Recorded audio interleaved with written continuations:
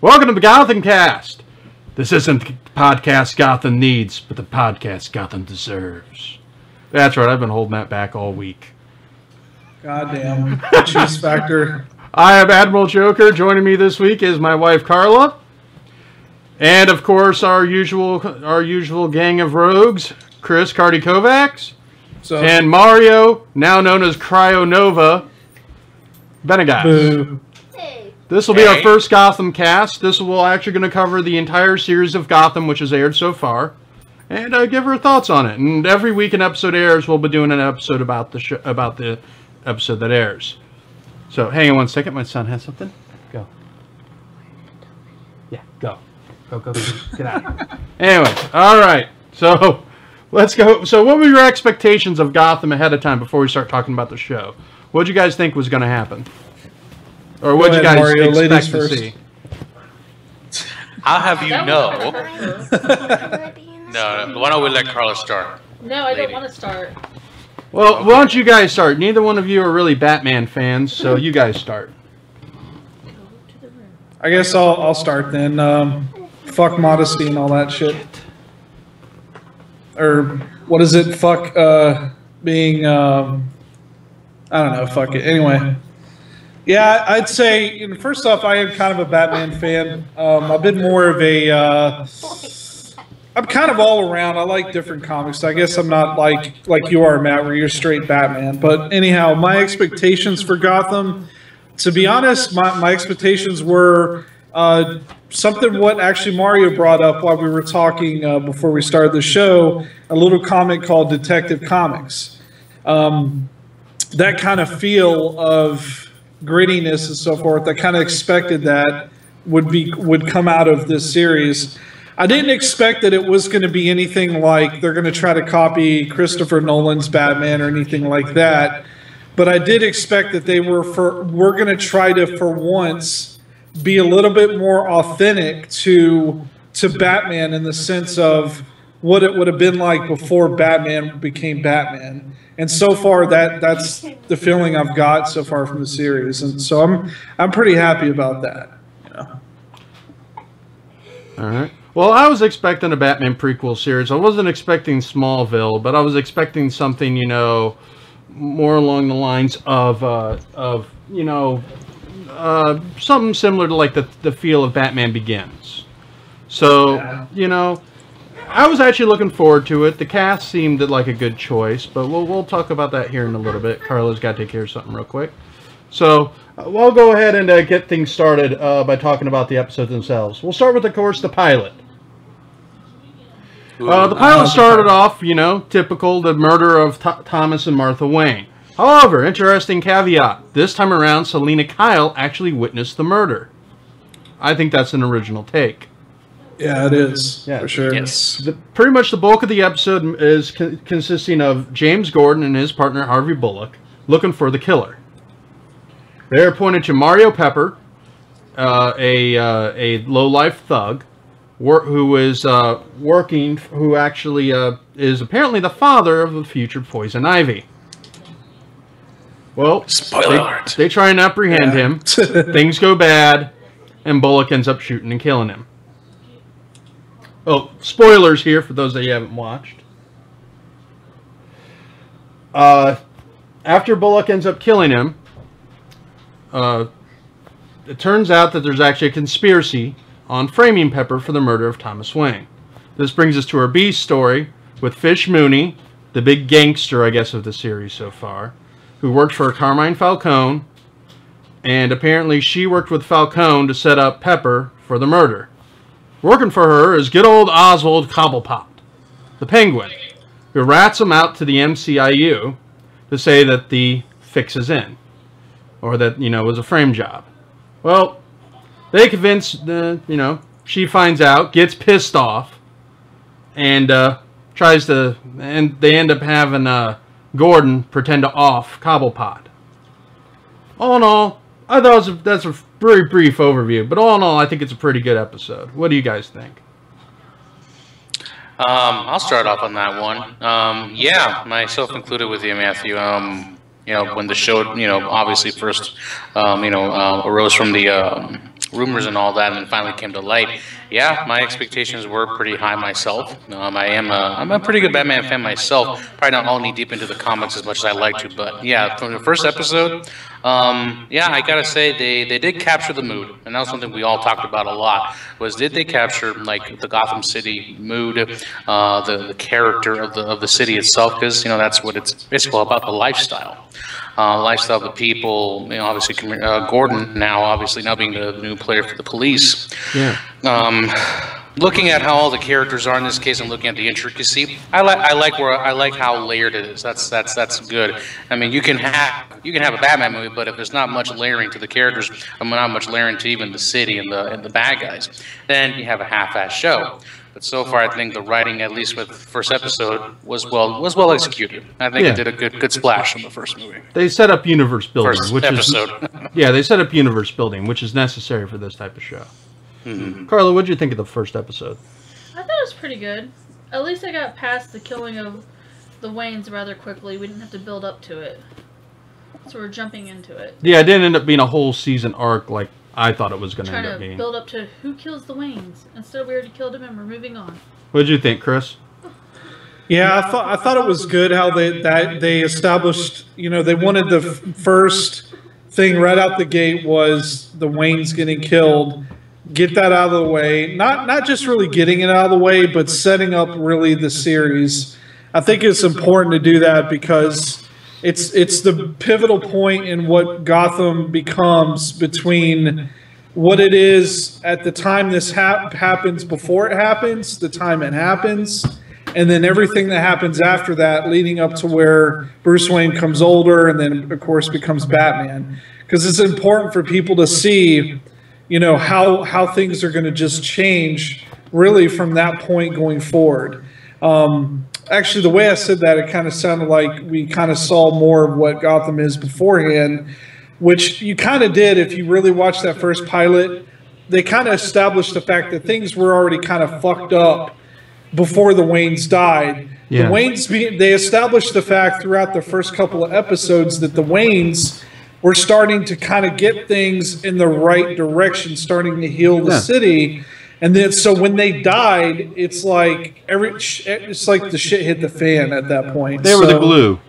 Yeah, they were the glue that held things together. And now we're seeing that, how important they really were to the city and how this is going to help in developing everything leading up to eventually Batman becoming Batman. Even Falcone said the death of the Waynes is a bad thing.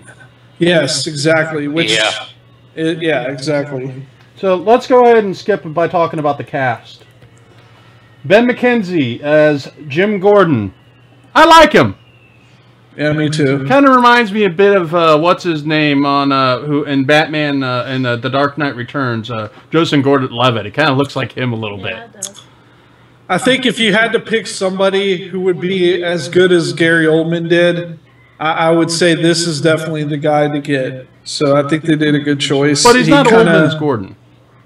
Yeah, he's not the old Gordon, but I think it's important people understand that because remember, in the time frame of everything, Gordon is young. He's still a young buck learning and getting his feet on the ground. Mm-hmm. So he, the old gritty, he's got the scars on his face. He's old. He's kicking doors in and shit like that.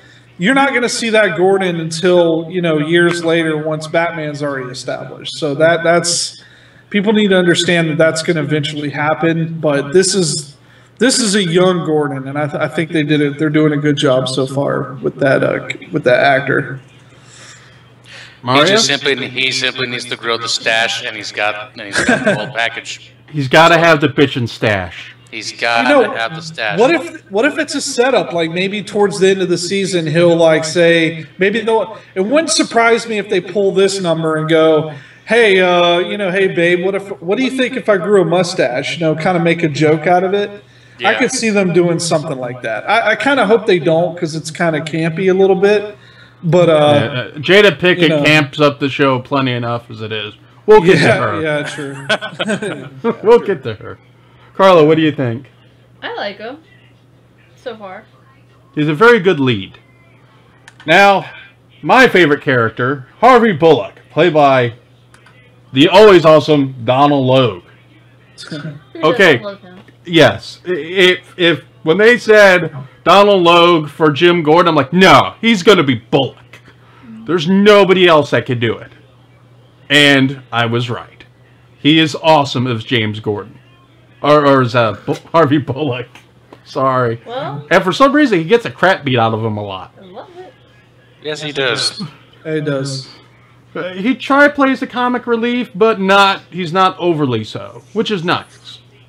Well, you can definitely tell and feel that that disgruntledness and that kind of like I've kind of given up. I'm just kind of doing my own thing. I'm not really caring too much about the job too much. But what's interesting is that he just gets way more bitter. Last thing I recall from either the animated series and some bits of the comic, I just know that guy just turned extremely bitter. It's kind of like we're just seeing just the surface of that so far. He used to be a corrupt cop till Gordon took over, and he cleaned up. Interesting. Okay. Yeah, he used to work for Thorne, I think, for Rupert Thorne in the comics. Okay. But then he cleaned himself up and became Gordon's right-hand man, pretty much. Yeah. So, Karla, what do you think? I just love him as a person and a character. You don't care he's in the show. He's in a show and I love him. It doesn't matter. You got mad when he died in Sons of Anarchy. I so did. Even though with his mirror kissing himself in the Sons of Anarchy. He's a great actor. He really is. Oh God. Watch the episode when he's doing that and dancing. And I remember. I remember. Now, he is good. Now, David Mazouz, I think that's his last name, as Bruce Wayne. This kid does a very good job. He is a damn good child actor. He definitely has the look very well. And yeah, the acting is good on this kid. Yeah, he doesn't have that typical, Jake Lloyd, child actor. This is so wizard, crappy kind of child actor. He's actually a very good actor. He looks like a little man. That's what he looks like. Yes, and we see that in later episodes. He really takes some weight to his acting, which is nice. Anything else on him? Okay. Keep doing what he's doing. I think he's going to shape up pretty well. Yeah.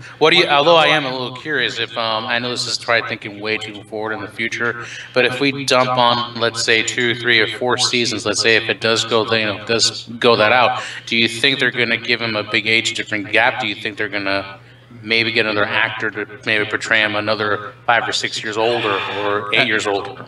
The way they've talked, if there's not a time skip somewhere on the show, I'll be very surprised. Okay. There'll have to be one. Well, how old is the kid now? 12. So he's going to be hitting puberty in the next couple of years anyways, and that's going to make him look older. His voice is going to change, and you won't have to worry about that. Yeah, why not, Well, they could always... Playing a 30-year-old the route of Glee. Well, also remember, they could always, time extend things, like, what they did with...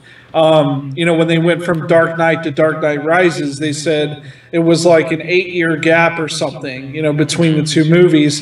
They could do or 7, right? They could do, it's 2 years later, one year later, whatever. I mean, they've done it in other series, so I wouldn't imagine they could do the same thing here. So, Sean Pertwee as Alfred Pennyworth. I love him as Alfred.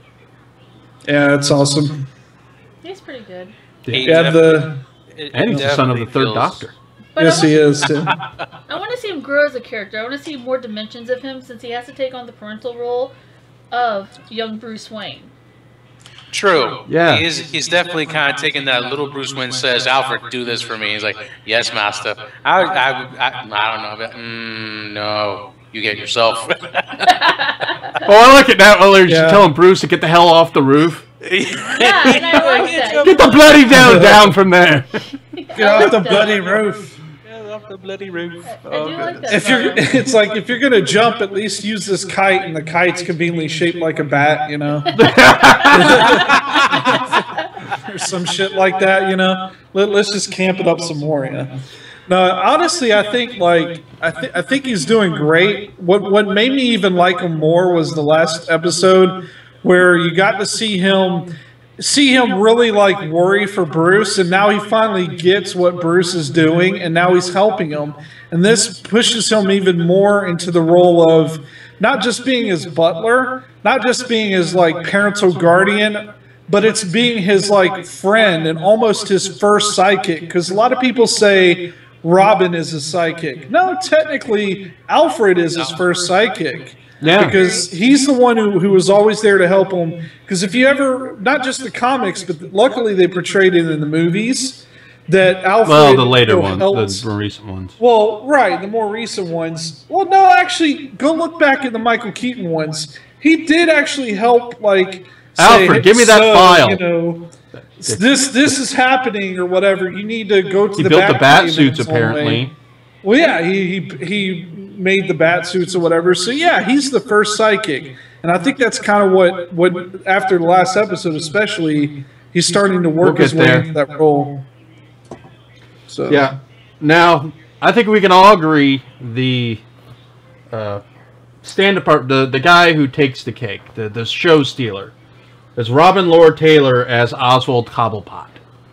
Yes. He is by far the best live-action penguin I've seen since Burgess Meredith. Definitely. Not as good as Danny DeVito? He's a more serious penguin. Yeah. A lot. If anybody's ever played the DeVito Arkham didn't play Asylum, the more modern penguin. Yeah, if anybody's the ever played the penguin. Arkham Asylum, Arkham City games, and seen how the penguin is in that, this is that penguin, a badass mobster, you know, head of a huge crime organization, and that's kind of what it looks like they're setting him up for, rightfully so. You know, he's manipulative. He's kind of weaseling his way through the cracks. So, and he's also like kind of setting them up, if you notice, for failure, because you know in the deep back of his mind, and that's what I like about this character so much. You could see that through his acting and the way they're doing the plot, that he's almost setting himself up to kind of go in and like sabotage everything and then take over. You could see that happening slowly, you know, which I think is really cool. I hope they continue to do that, which I'm imagining will. How about the times when he kind of just gets a little, when certain plot ideas that he brings up, but yet it sort of slams it in its face. No pun intended. Last episode talked about. You know, about his true identity to was it Maroney? Yeah, and just slammed him on the face and then put him through quite a bit. I wondered, was that on purpose or was it just simply slight sidestep? I should note to self, don't do that if it ever occurs again. It was on purpose. If you go watch the episode again, just at that part, look at his reaction after everything kind of settled down. It's almost like he knew that was going to happen. You could tell on his face, even though he was his nervous, skittish self, he still had that smirk on his face, like he did. He's always like Mr. 6 steps ahead. Yeah, exactly. I'm telling you, he's a lot smarter than I can almost see it happening. You know, episodes down the road, he's just gonna. People are gonna really see him come out like he's just gonna. They're going to be like, whoa, what the hell? Like, he's been planning this shit the whole time. Like Emperor Palpatine, only done better. Yeah. Well, they have to give him a couple of seasons to progress that. Yeah. I don't want to be done in one season. I want to see him progress over a couple of seasons. Oh, his plotting, his destroying, his murderous ways. I want to see it happen over time. Oh, yeah. Let's see wait till we see the one eye, what do you call it? The one eye lens. When he starts using that, and the pencil, what do you call it? The pencil smoker, whatever it's called. Well, they have an episode coming out called The Penguin's Umbrella, so I wonder what that one's about. Oh boy! An umbrella and a penguin. I hope he introduces the fact that he has an affinity for umbrellas. I don't know, but he likes knives a lot because he slits a lot of people's throats. And Penguin does. That's his primary weapon. Besides his umbrella, is a knife. Well, he has a knife in his umbrella. Yeah, if you ever looked at the old comics, even the early comics, some of the more recent ones, that's like one of his main things is a knife. So, and you're right. He has an umbrella with a knife, and that's like his main, like a sword, basically. I'm gonna go buy one of those. And then he's got to get the modified machine gun one. Oh, of course. And then we have Erin Richards as Barbara Keene, the future Barbara Gordon. I hope she dies. You say that about every female character in just about every Not show. Not true. There is one Okay, female character I love in here, but she just... Oh. She's too... Okay, can this woman wear pants? For the love of God. A man complains about a woman wearing pants. I get it. She has nice legs. I get it. Well, you gotta remember, Gordon's wife, there wasn't a whole lot involved with her in the comics per se. No. But not hardly at all. I mean, there's really nothing. But so they have to create an identity. I think it's interesting that she used to be a lesbian, or she was into chicks, and now she, before she got with, Gordon. So that's pretty interesting twist they kind of threw in there. Not really. Here's my spin-off on the whole thing. How she's gonna die, okay? Is that who's the chick? The Hispanic girl? Montoya? Montoya is gonna get jealous. And play off of freaking Gordon. And then she's going to have to make up her mind, but Montoya's going to kill that bitch for going straight back to men. She's going to be like, no, you belong to women. No, Montoya needs to become the object of affection of Harvey Dent, even though she's a lesbian. She still has to make the babies, though. It happened in the comic. She has to make the babies first, though. That's true. Barbara's adopted. No, seriously, Barbara's adopted in the comics. That's true. Yeah, one of the main storylines, she's adopted. She is adopted. Although, allegedly, she may actually be the biological daughter of Jim Gordon, but that, that's a we're not going to get into that whole bullshit. New 52 probably retconned that like everything else. Yeah, I haven't seen what the New 52 part of that was, but... So, then we have Carmen Biocondiva. Goddamn, can't they hire actors with Smith at regular freaking last names? As Selena Kyle. Says the guy whose last name is Majewski. Yeah. Thank you. As Selena Kyle. I would have not guessed to say it like that. Yeah, exactly. I think she's okay. We've only seen her really shine used in one episode, really. Yeah. But she's in all the episodes, technically, somewhere in the background. Yeah, but actually be a central character, someone who actually had lines in, like, one. But she's not at that age yet. She gets more report when she gets with Bruce Wayne as, Batman. I mean, right now she's just a young kid trying to find her way and steal and find her place. But you know what? Joker. I don't know if any of you guys thought of this, but, I thought about this the other night. I'm like, something? Holy shit. She'll become Bruce the Joker? Wayne... No. Bruce Wayne loves chasing older women, man. Yes, he Because if you think about it, like, I would have never thought Selena Kyle was older than Bruce Wayne. And she is. Not the way the games make her look. At this rate, everybody's going to be older than Bruce Wayne when he becomes Batman. Okay, And Talia al Ghul, we know, is older than Bruce Wayne. So yeah, he loves chasing old trim. The man is really. Yeah, it's crazy. He seeks affection from one with more knowledge and a little more wise. He has issues. He's an got older woman. Well, yeah, of course he has mommy issues. She died. My parents died. That's why he needs that older lady. Because those young girls don't know how to mommy well. I guess a grown man dressing as a bat is the least of anyone's worries. That's perfectly normal. At least he's committed. That's called role playing. Role Older playing. chicks like it. I don't know. Leave the mask. Okay, now we're getting into Frank Miller territory.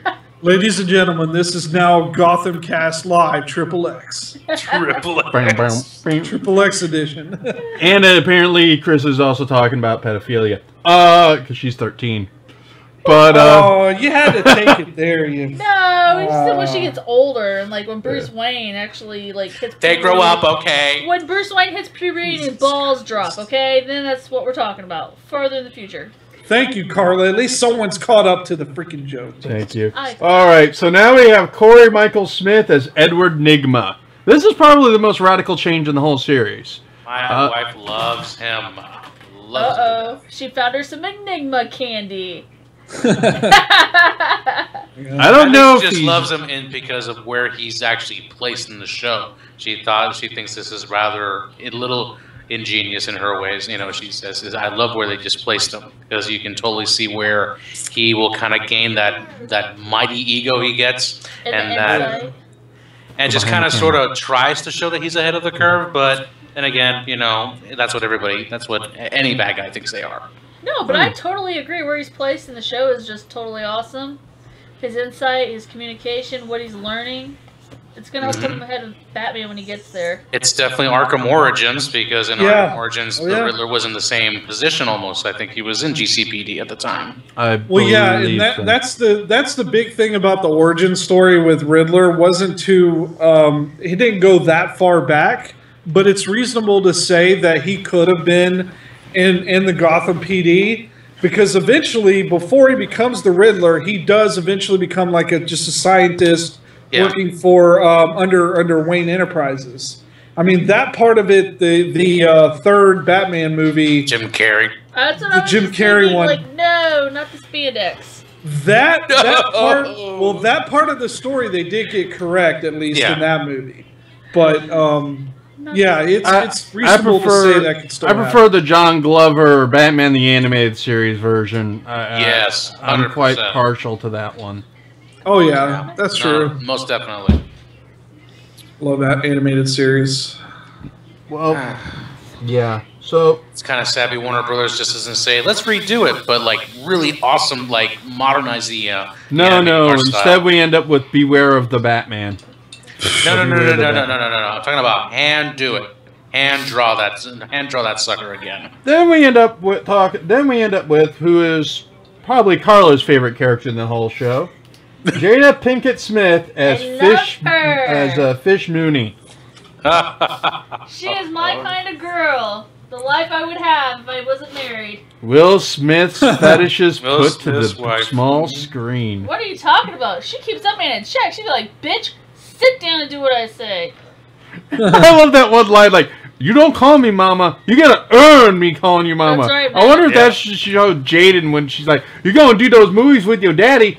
Because you gotta earn me being your mama. Yeah. That's right. Okay. I think she's doing a very darn good job as that role. As much as Carla, as you said, on the small screen. Yeah, a lot of actors, I mean, that are on such huge screen actors, you know, when they're going to TV, some people see it as a stigma of the bad times. Well, you remember, not anymore. Not anymore. I mean, I don't think that's the case at all anymore. I mean, you see like really big actors on TV shows now.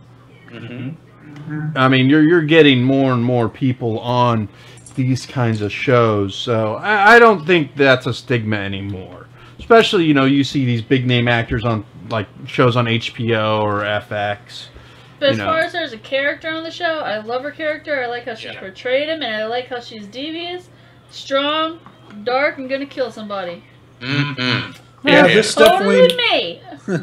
I've seen some people complain that she's a little too campy, but I like it. How's she campy? She's so gangsta. She's like Eartha Kitt in the 60s TV show. She should take over the Mob Wife's on VH1 or whatever. You like boys or girls? Mob Wives of Gotham City. That's right. Housewives of Gotham City. I would totally watch that show. That show would be amazing. Jesus Christ. The Real Housewives of Gotham. Alright, so episode 2, Selina Kyle. I'll just read the synopsis from Wikipedia this time around. That was all episode 1? That was all episode 1, yeah. Episode 2, Gordon and Bullock investigate a child trafficking ring where street kids are being abducted by Patty and Doug, two thugs of what appears to be the Doll Maker, posing as members of the mayor's homeless outreach program. Meanwhile, Oswald Cobblepot takes refuge in a rented trailer after leaving Gotham City, not after he cuts the throat of two assholes, or some assholes who are being complete dicks to him after they pick him up as a hitchhiker. Yeah. That's why you don't pick up hitchhikers. Yeah. After Patty and Doug have gotten away with one of the front people getting apprehended, Mayor Aubrey, played by Richard Kind. I like him as an actor. He does a good job in that role, by the way. Hey, by the way, can you pause for a moment? Sure. I just want to say that, Karla, the way you got the sheet up in front of you, it looks like you have a giant boner. Look, who's so dirty? My God, you are so dirty. Just kidding. Sorry, continue. Stop it. No. So, as I was saying, the Dollmaker's thugs return and hijack the bus of street kids, with one of the passengers being, of course, Selina Kyle. After Bullock interrogates one of the front men that was associated with the Dollmaker, Gordon obtains a clue that leads to the Trident International shipping. Gordon and Bullock arrive and catch the two leading kidnappers while encountering Selina Kyle.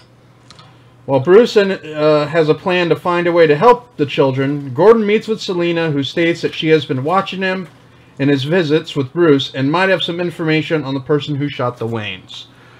This was the first episode that really concentrated on Selina Kyle.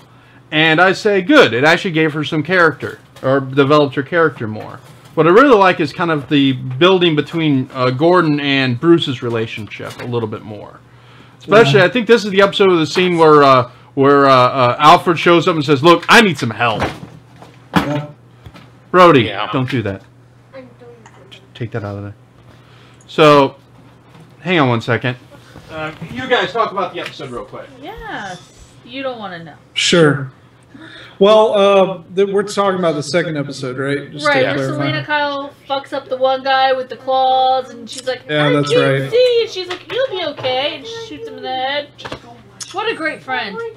Yeah, you know, it's good they kind of did this in this episode because it started to delve into, you know, hints of other villains to come in the future, but not just any villain, but villains that cross over into other DC. You know, the whole other DC universe. You know, like the doll maker. Is it doll? I always get that villain wrong, but he's also a villain of Superman as well. So he goes up against Superman. A few times. You're right. So and also the Arrow, Green Arrow. He goes up against the Green Arrow a lot too. Yeah, he was in one episode of Arrow, wasn't he? And he was in the one, but besides that, just speaking DC universe wise, he's actually one of the villains that is cross. What do you call it? He crosses over to multiple, not just one or two, but multiple different comics. You know, the Green Arrow. Superman, Batman, Justice League. Yeah, and I believe he's one of the main members of the Legion of Doom. So he's like an ultimate villain. Nobody can catch him. He can kill a bunch of people. Well, yeah, he's a pretty big villain in the villain universe. To be honest, I mean, he's underrated, but he's one of those that he helped. And you know, I don't want to get too off topic from the Gotham series, but needless to say, he's a pretty big villain. Well, they used him in Arrow, and Arrow usually doesn't pick just the minor ones. So yeah, they pick the big ones. Yeah, that's very, very true. Well, episode 3 brings us to the Balloon Man. That was cool. That was an interesting one. I'm so glad they used the Balloon Man. What an underrated. Oh my god! I'd never even heard of this guy. He was okay. I did some research. Hold on, I was posting something else. This is a new one to me. Let me go through the just an episode synopsis. This is the first time we see a vigilante. A guy named the Balloon Man is very pissed off at how corrupt Gotham is. So he decides, I'm going to take these assholes out by strapping them to weather balloons and letting them float into the atmosphere and die. Fly, fly, fly away. I liked it. I think we should do that to somebody. All I gotta say is the view would look nice, and then it would just look really horrifying, and then done. Well, technically no, because once you get so high into the sky, you lack of oxygen, you'll pass out anyways. Oh yeah, definitely. So when the balloon collapses and you fall, you're unconscious, you're dead, you don't feel a thing. Mm-hmm. Exactly. That's a slow way to die still. So you just enjoy the view all the way up to the top. Then you come Yeah, in terms of our good friend Oswald here, he actually, I believe this is the episode where he starts working for Maroni, or at the restaurant. At the restaurant, yeah. Mm-hmm. By murdering a dude for, well, we think murdered a dude for his shoes. He needed shoes. Oh, and by the way, I just wanted to add, as far as Balloon Man goes, when I did some research to see if he was a villain, this is an original vigilante created just for the show. So this wasn't one that was from the comics whatsoever. So. Well, I think the biggest thing to get from this episode was with the line with Bruce. He's a vigilante, but he's a killer, and that makes him nothing more than another criminal. Exactly. And help shape Bruce for what he would eventually become. Yep. Yep. Which is very important. I did like that it shows Penguin trying to get back into the rival organization with Maroni. I like that. I like the way he's trying to get in there. He's very conniving. Yep. Yes, he is. And, of course, Bullock gets a crap beat out of him. So that's always entertaining. Again. Now, do you think that they brought Cobblepot back into Gotham a little too fast? Or it's okay? What was the question? I think... Did they bring Penguin back in Did they bring him back in too quickly? And into the main story? You know, I think the pacing was just fine. I mean, if they would have dragged them all the way to the last episode of the season, I don't know. I would feel as if you'd either be thinking about them in the back of your head the entire time, or it would get to a point where you're like, oh well, I guess there wasn't too much. I guess there wasn't so much about Cobblepot. You know. What about the end where Gordon shows up, or where he shows up at Gordon's apartment and says, "Hey, I didn't listen." No. He did a bender at that point. He pooped out bricks. Yeah, I love that look in his face. Oh, and by the way, we're still on topic with the second one, right? Second show. Third one. Third. Oh, before we move on to the third, I just want to say this for the smartasses that might be watching that, well, technically, well, just a disclaimer. What I said about the Balloon Man being an original character, the way he's portrayed is original.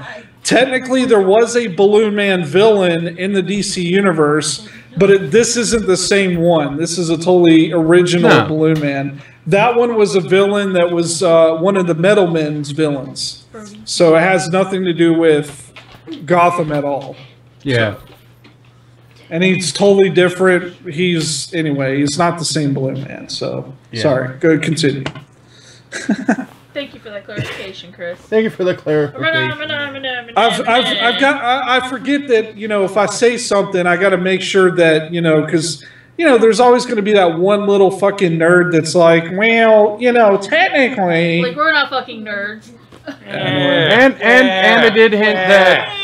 And they did hint that there will be more vigilantes taking up his cause, possibly in the future. Yeah. Oh, yeah. Which there's got to be more that will inspire Bruce to become a vigilante in the future. Right. I mean, it's got to happen. Yeah. So, how about Maroni, the guy who played Maroni? I liked him. I thought he did a very different take than like Eric Roberts did, which was just Eric Roberts being Eric Roberts. Yeah, definitely. I like Maroni's character. Of course, if people have watched Dexter, they know him from Dexter. He's a good actor. I like him. And what's funny is he's a Cuban pretending to be, or Puerto Rican, I think. I think he's Puerto Rican pretending to be Italian, right? Why not? We've had an Italian pretend to be Cuban. Say hello to my little friend. Yeah, good point. It's kind of reverse Scarface. You're right, but Brody, don't swear by the speakers.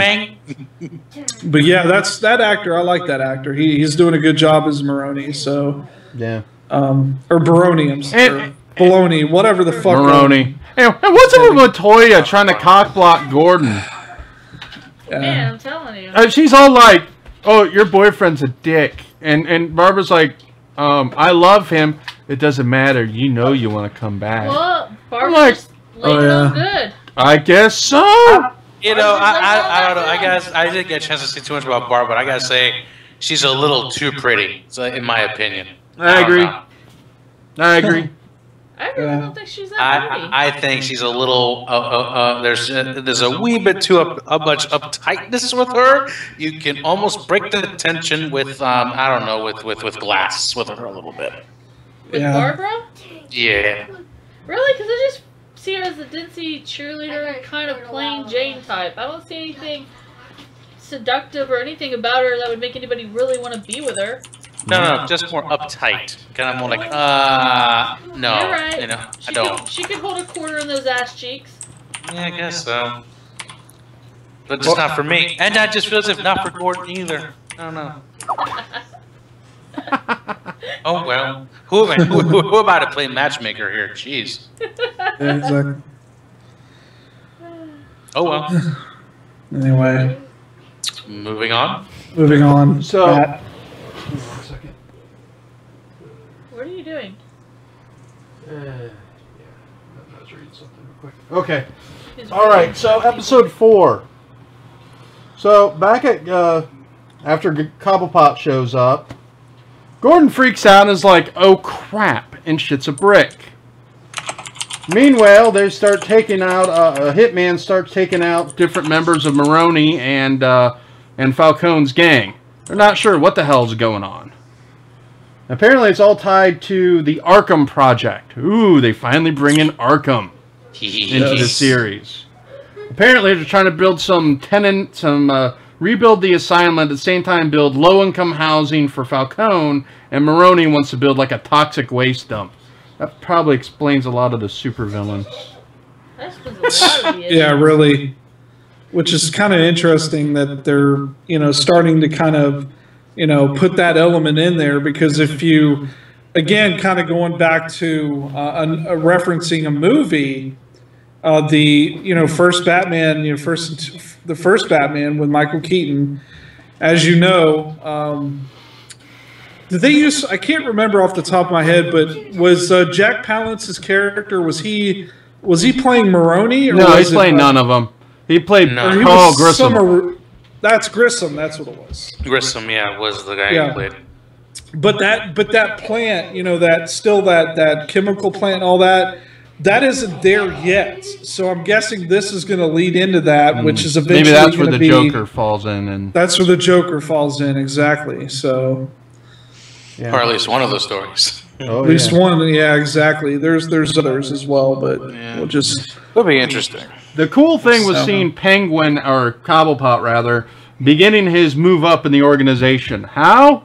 Arranging a robbery on his own, on his restaurant, and becoming the hero. That was brilliant. I liked that.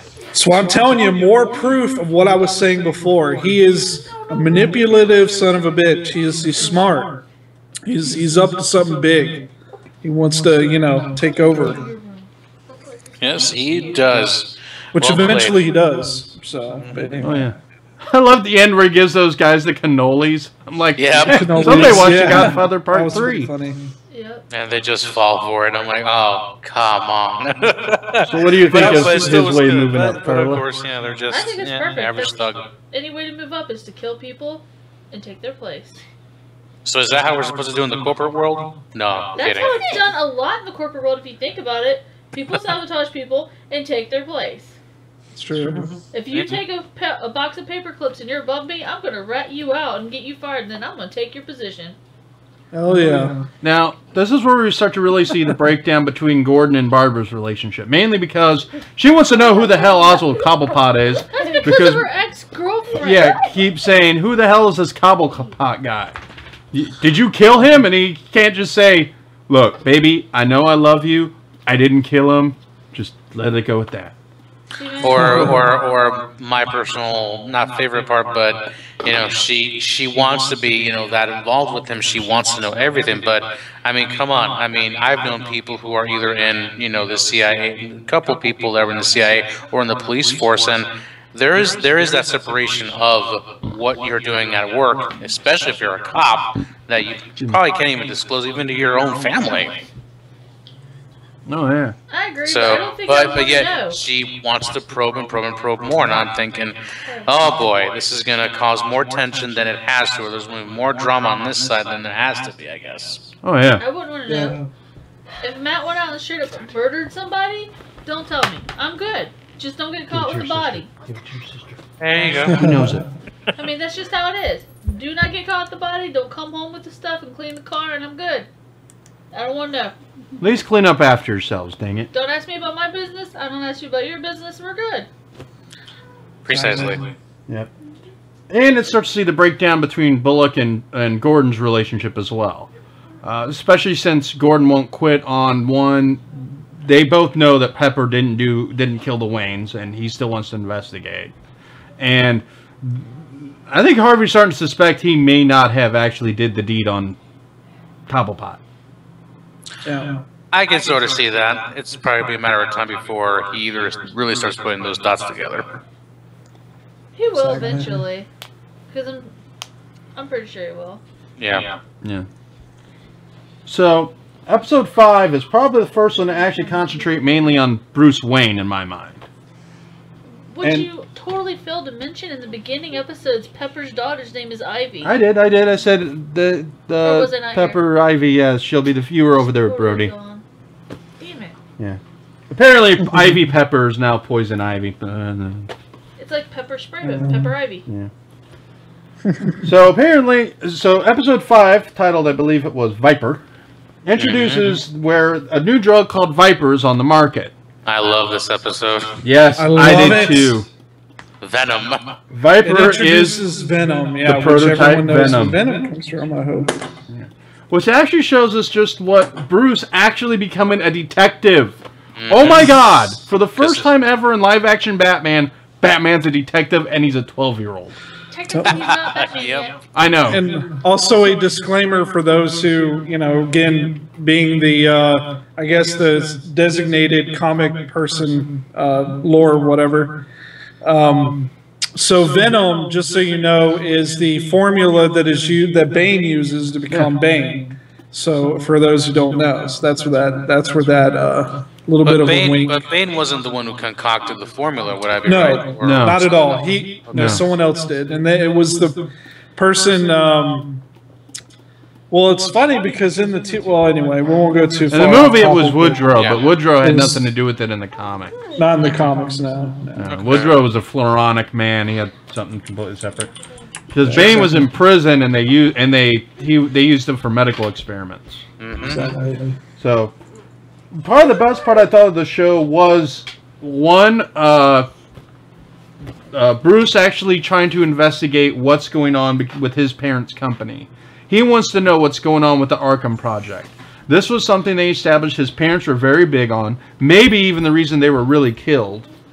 So they're looking into the reasoning of, why did the mayor flip-flop in his decision in the previous episode? He made a compromise, and he wants to be more actively involved in what his company does. And in the process finds out his company's not as clean as he hoped it was. Yep. In fact, they were the ones making Venom. Or Viper, rather. So, and it shows him sitting here with a bunch of files, piecing things together, being a detective. And the final scene where Alfred sits down and, flops open a dossier and a file and starts going through it with him, I'm like, yeah, I like where this is going. It begins. It begins. Yeah, it's cool that they're starting to interweave other elements of not just Batman but the DC universe. I mean, it's so cool to see so many more things come to fruition.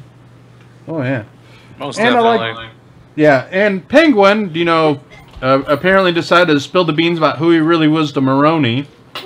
Maroni decided to bash his head into the table, and in the process kidnap Gordon and make Gordon tell him his side of the story to see if things gel. And now Gordon is in a tight spot. Yes, he is. Super tight spot. He owes Maroni now, and Maroni is not as probably a nice guy as Falcone is. Yeah, that's true. That's true. We should have just killed him.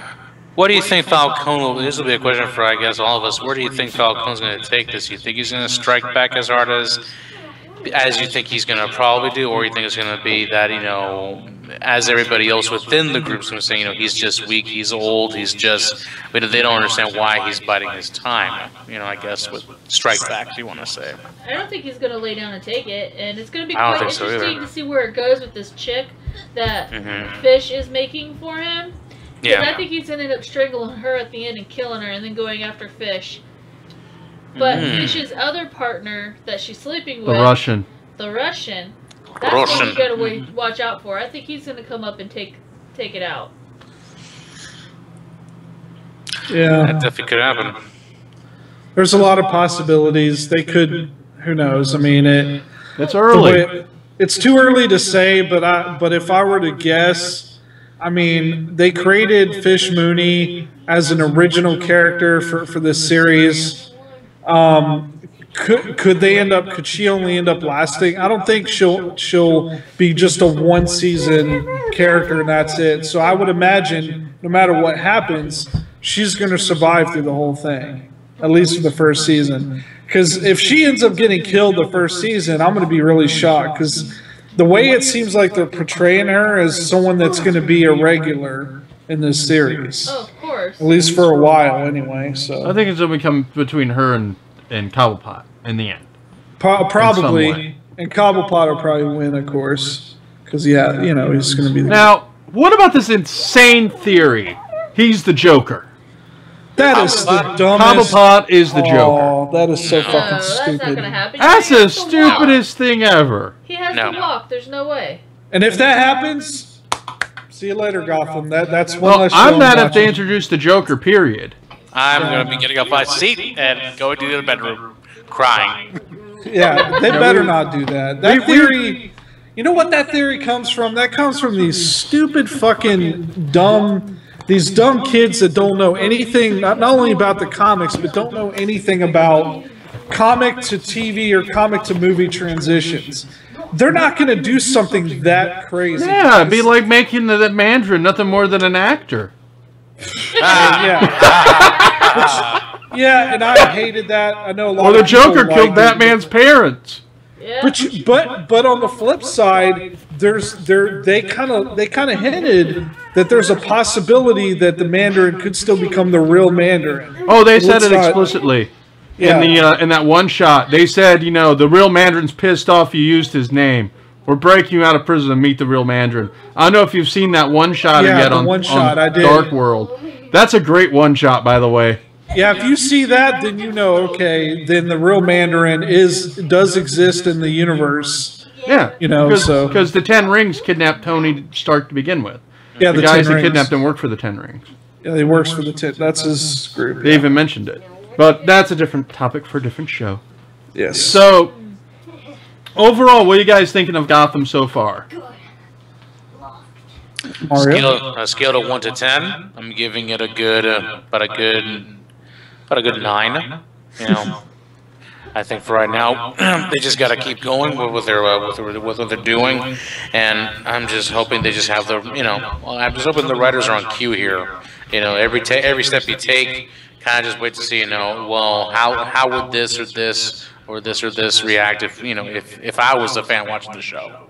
So as long as they don't, as we all agree, as long as they're not bringing in certain things that kind of sort of would kill the show too quickly, I think the show's going to be just fine. I agree. Carla? I completely agree with them. Yeah, I think the only thing that will break it for me is, I've said this before, if they introduce the Joker. Yeah. That will break it for me. He's the one villain that is completely tied to Batman. And you cannot have Harvey Dent become Two-Face. And you can't have Poison Ivy yet either. No. And no Harley Quinn. They've teased that.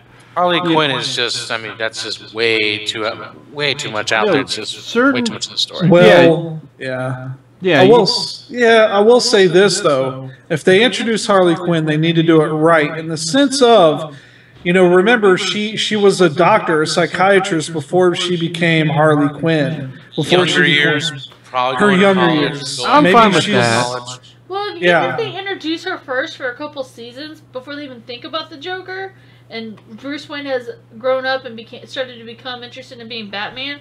Hold on. Would be interesting. I can see it now. Dr. Quinn, psychomedicine woman.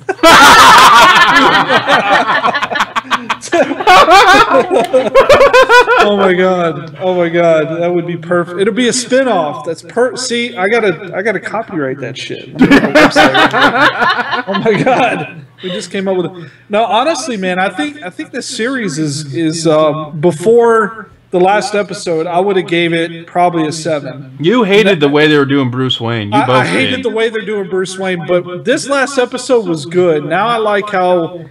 I guess the thing with me is like Alfred, I was kind of playing off of Alfred's reaction, because I could see Alfred was being kind of realistic about the whole thing. Like, kid, you're fucked up in the head. You need to be doing kid things. You're putting your hand on fire and burning yourself. What the fuck? Yeah, man? I mean, what the fuck, kid? I'm like 2 seconds away from calling, Arkham City. Hey, open up so we can put this kid in a padded room. I mean, you know, first patient. Here's your first patient, Bruce fucking Wayne. This kid's nuts. He's starting to draw bats all over the wall. I don't know what's up with that shit. Anyway. He's going around talking like this all the time. I don't know why he's doing that. He has emphysema. I don't know what's... He started smoking cigarettes for some reason. I'm sorry, sweetheart. but seriously, like, you know, yeah, now after this recent episode, I give it a 9.5, because it really, if they continue the way they're going, like Mr. Benegast said here, if they keep going... No, it's Mr. Cryonova. Cryonova. Yeah. If they keep going the way they're going, the writers doing what they're doing, I think this season will be really good. And let's, you know, I wonder, have they said how many episodes it's going to be? 22. Is it 22? They just extended it last week. Thank God. It was originally 16, got extended to 22. I think the reason why they're moving so quickly this season, or at least so far with certain things, is because they thought they were only going to have 16 episodes. But now that they've got an extended amount, I don't know how many they have in the can yet, but that can give them more breathing room to build more. So I imagine there's going to be a break, just like they do with Supernatural, which is a series that has like 20-plus episodes. We're on a break now. Are they on a break now? Yep, till November. See, there you go. That sucks. That sucks. I didn't know that. Maybe some Dean Winchester. No, not Supernatural. No, Supernatural's fine. I was using Gotham's on the break. Damn you, Carla. I was using Supernatural as an example of a 22-episode show. You distracted her by talking about Jensen Ackles. You don't talk about Jensen Ackles. Shiny muscular man. Brody, leave him alone. Jesus. I get excited. Hey, he was, and he was a Robin in an animated cartoon. I will mess you up. This is true. He was the Red Hood. He was Jason Todd. Jason Todd, yeah. He's so but anyway. hot. But yeah, so you want to wrap this up, Mr. Jackass? We're going to keep going. Keep going. Okay, all right. Mr. Jackass. We're going to do this once a week after, or we're going to do this a few days, the Thursday after each episode airs. So we're going to try to do it about every Thursday or Friday at 7 o'clock. So we'll, after every episode airs, so there's not going to be another episode for a couple of weeks until Gotham comes back. But so far, I like it. And I think we all agree with that. Yeah, be sure to check us out on 4tw.com. That's right, we actually have a real website now. Thank you, Carty, for actually getting that domain finally. Carty, where can they find you at? I know you got stuff to pimp. I have a website. It's Tibor C. Kovacs, the author.com. I'm actually thinking about shortening that up, maybe, just because it'd be easier. But it'll actually be linked off of the 4TW Network website, so you can find me there. And my website will have everything. You know, it'll have my blog. You can read some of the stuff I'm writing.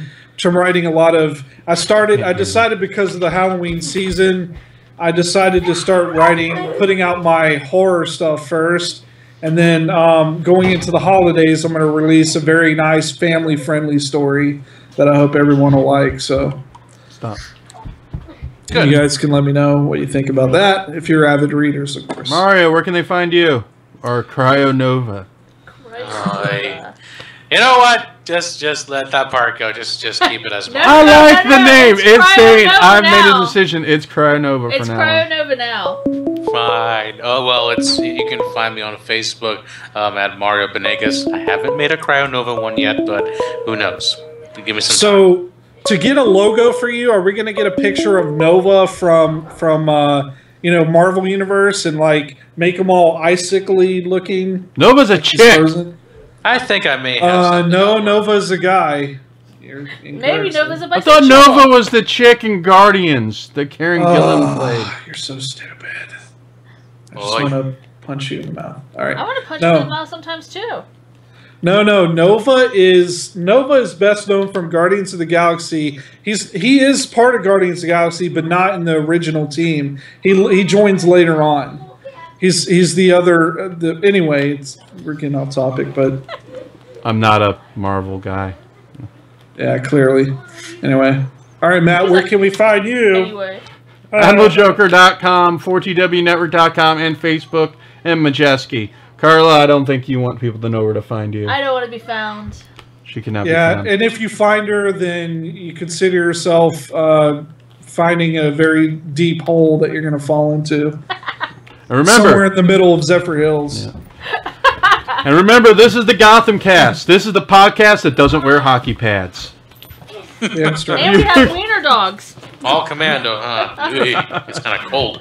Y'all have a good night. Yeah, take care, guys. Good night.